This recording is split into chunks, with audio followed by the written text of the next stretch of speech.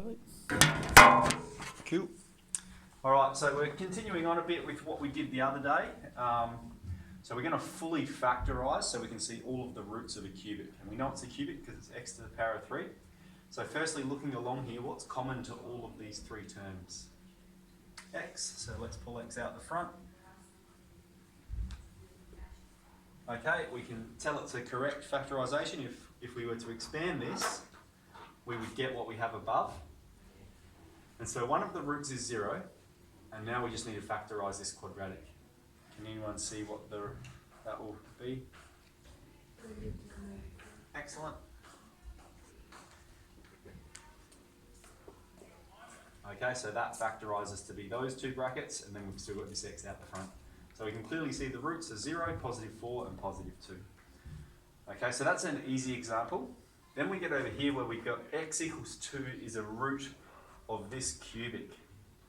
Okay, so what that means is we've got this cubic,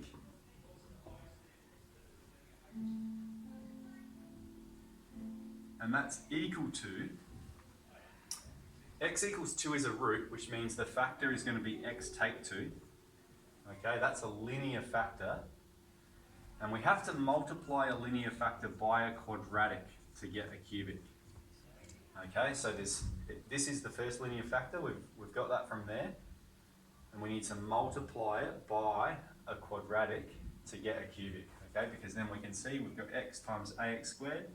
That's going to give us x to the power of 3.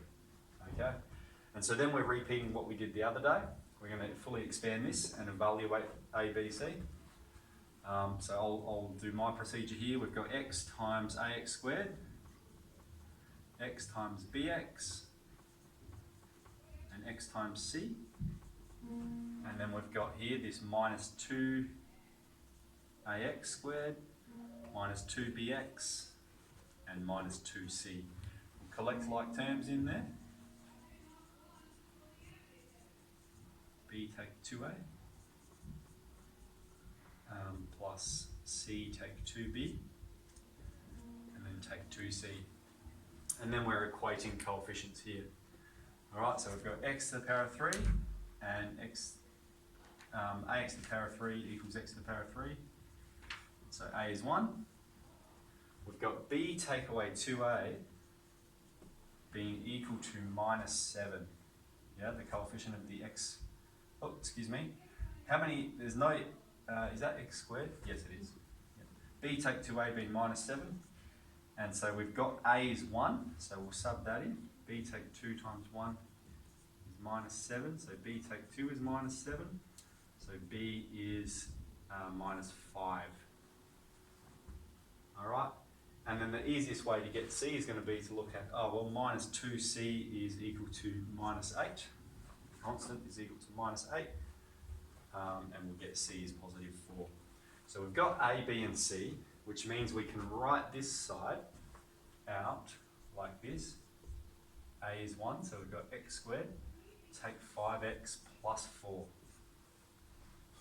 Okay, so now we're going, how can we fully factorise this quadratic? So we're just looking at that one. Can anyone see what the multiples are going to be for that one?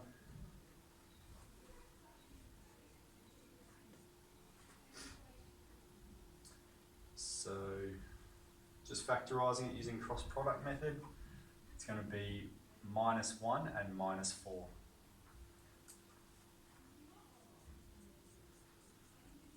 And then we've fully factorised the cubic. Okay. Same up here, it's just written a little bit differently. X take 1 is a factor of x to the 3. So again, we write it out the same. Plus 15x take 9 equals x take 1 is a factor.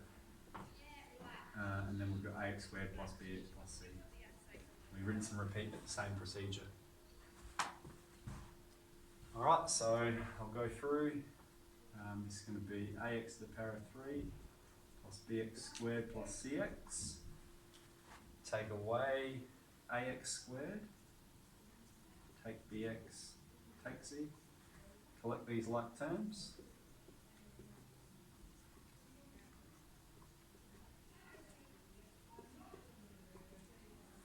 And then we equate them. A is 1, we've got b take a is minus 7 again.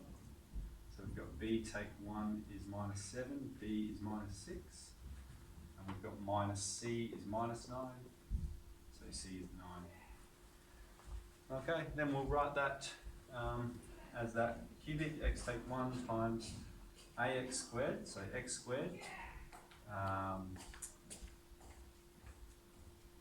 take bx, so take 6x, and then plus c, so plus 9.